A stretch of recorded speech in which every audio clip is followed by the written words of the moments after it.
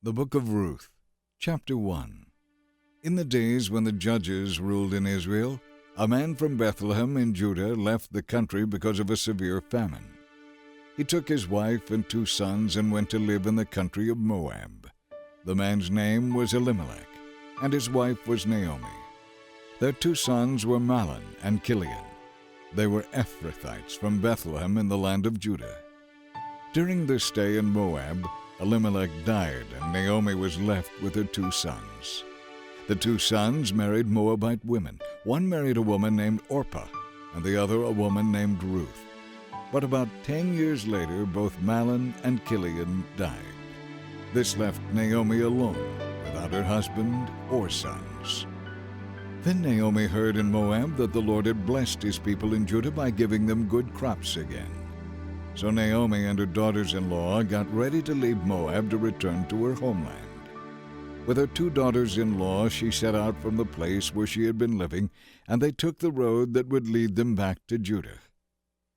But on the way, Naomi said to her 2 daughters-in-law, "Go back to your mother's homes instead of coming with me, and may the Lord reward you for your kindness to your husbands and to me. May the Lord bless you with the security of another marriage." Then she kissed them goodbye, and they all broke down and wept. "No," they said. "we want to go with you to your people." But Naomi replied, "Why should you go on with me? Can I still give birth to other sons who would grow up to be your husbands? No, my daughters, return to your parents' homes, for I am too old to marry again.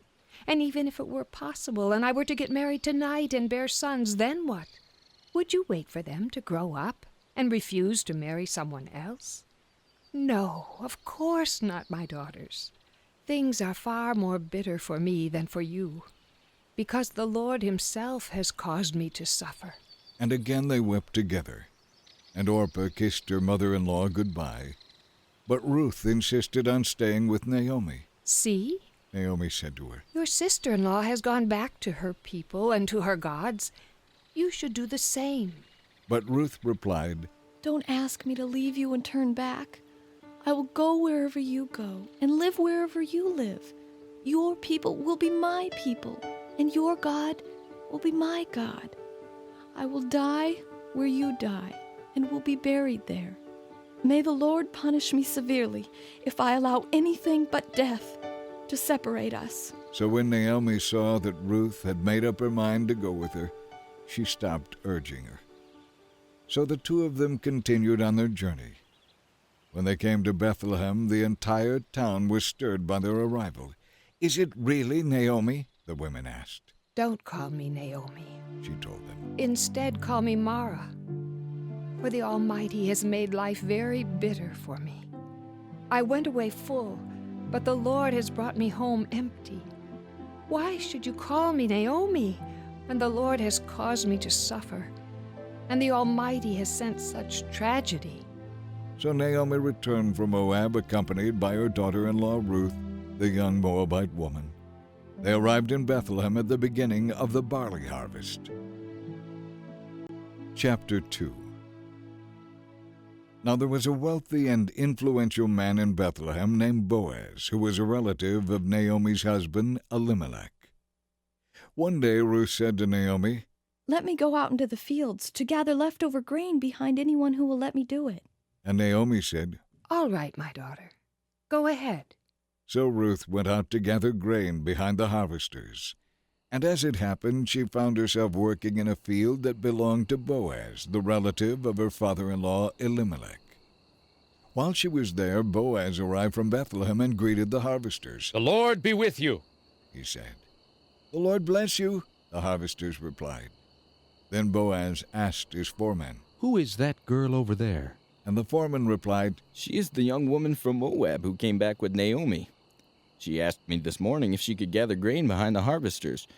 She's been hard at work ever since, except for a few minutes' rest over there in the shelter." Boaz went over and said to Ruth, "Listen, my daughter. Stay right here with us when you gather grain. Don't go to any other fields. Stay right behind the women working in my field.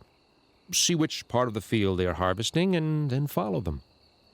I have warned the young men not to bother you. And when you are thirsty, help yourself to the water they have drawn from the well. Ruth fell at his feet and thanked him warmly. Why are you being so kind to me? She asked. I am only a foreigner. Yes, I know. Boaz replied. But I also know about the love and kindness you have shown your mother-in-law since the death of your husband. I have heard how you left your father and mother and your own land to live here among complete strangers.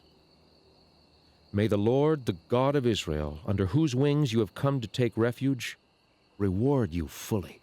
I hope I continue to please you, sir. She replied. You have comforted me by speaking so kindly to me, even though I'm not as worthy as your workers. At lunchtime, Boaz called to her, Come over here and help yourself to some of our food. You can dip your bread in the wine if you like. So she sat with his harvesters, and Boaz gave her food, more than she could eat. When Ruth went back to work again, Boaz ordered his young men, Let her gather grain right among the sheaves without stopping her, and pull out some heads of barley from the bundles and drop them on purpose for her. Let her pick them up, and don't give her a hard time. So Ruth gathered barley there all day. And when she beat out the grain that evening, it came to about half a bushel.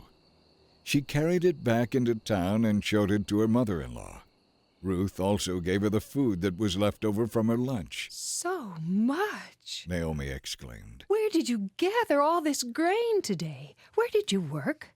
May the Lord bless the one who helped you. So Ruth told her mother-in-law about the man in whose field she had worked, and she said, The man I worked with today is named Boaz. May the Lord bless him. Naomi told her daughter-in-law. He is showing his kindness to us, as well as to your dead husband.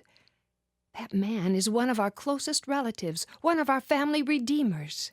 Then Ruth said, What's more, Boaz even told me to come back and stay with his harvesters until the entire harvest is completed. This is wonderful. Naomi exclaimed. Do as he said. Stay with his workers right through the whole harvest. You will be safe there, unlike in other fields. So Ruth worked alongside the women in Boaz's fields and gathered grain with him until the end of the barley harvest.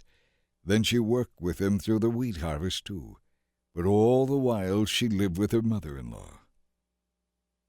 Chapter 3.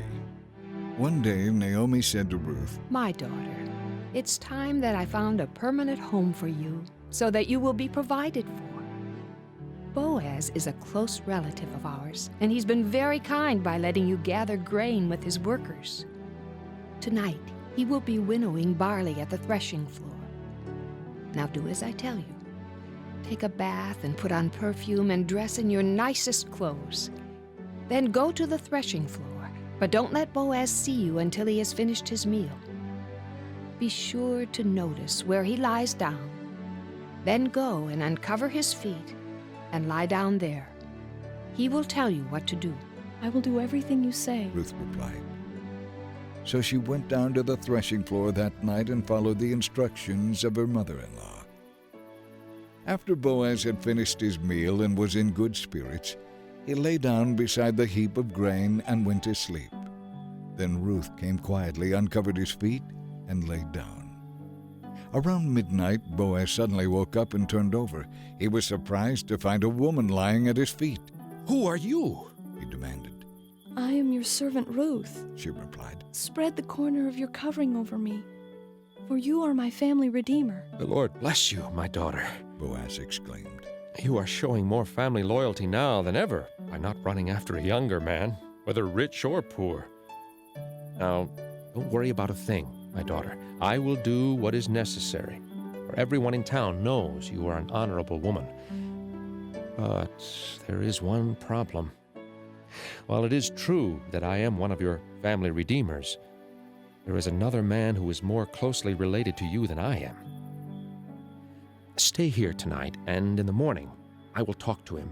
If he is willing to redeem you, then let him marry you.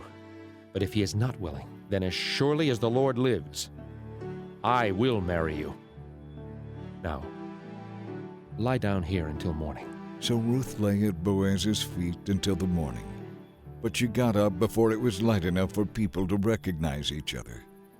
For Boaz said, No one must know that a woman was here at the threshing floor. Boaz also said to her, Bring your cloak and spread it out. He measured out 6 scoops of barley into the cloak and helped her put it on her back. Then Boaz returned to the town. When Ruth went back to her mother-in-law, Naomi asked, "What happened, my daughter?" Ruth told Naomi everything Boaz had done for her, and she added, He gave me these 6 scoops of barley and said, "Don't go back to your mother-in-law empty-handed." Then Naomi said to her, "Just be patient, my daughter, until we hear what happens. The man won't rest until he has followed through on this. He will settle it today." Chapter 4. So Boaz went to the town gate and took a seat there. When the family redeemer he had mentioned came by, Boaz called out to him, "Come over here, friend. I want to talk to you." So they sat down together.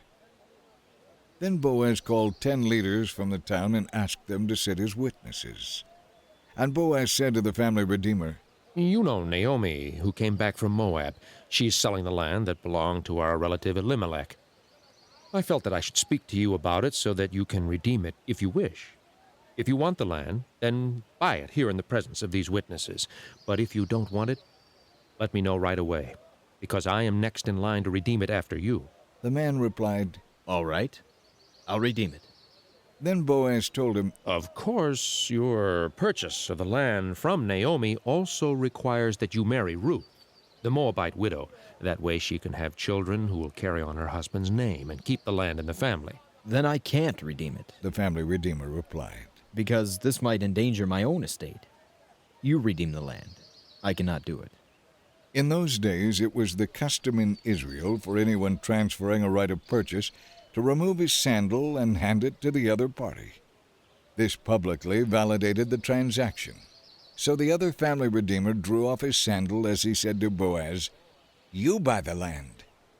Then Boaz said to the leaders and to the crowd standing around, You are witnesses that today I have bought from Naomi all the property of Elimelech, Chilion, and Mahlon. And with the land I have acquired Ruth, the Moabite widow of Mahlon, to be my wife. This way she can have a son to carry on the family name of her dead husband, and to inherit the family property here in his hometown. You are all witnesses today. Then the leaders and all the people standing there replied, We are witnesses. May the Lord make the woman who is now coming into your home like Rachel and Leah, from whom all the nations of Israel descended. May you be great in Ephratah and famous in Bethlehem. And may the Lord give you descendants by this young woman who will be like those of our ancestor Perez, the son of Tamar and Judah. So Boaz married Ruth and took her home to live with him. When he slept with her, the Lord enabled her to become pregnant, and she gave birth to a son. And the women of the town said to Naomi, Praise the Lord who has given you a family redeemer today. May he be famous in Israel. May this child restore your youth and care for you in your old age. For he is the son of your daughter-in-law who loves you so much and who has been better to you than 7 sons. Naomi took care of the baby and cared for him as if he were her own. The neighbor women said, Now at last Naomi has a son again. And they named him Obed. He became the father of Jesse and the grandfather of David. This is their family line, beginning with their ancestor Perez. Perez was the father of Hezron. Hezron was the father of Ram. Ram was the father of Amminadab. Amminadab was the father of Nahshon. Nahshon was the father of Salmon. Salmon was the father of Boaz. Boaz was the father of Obed. Obed was the father of Jesse. Jesse was the father of David.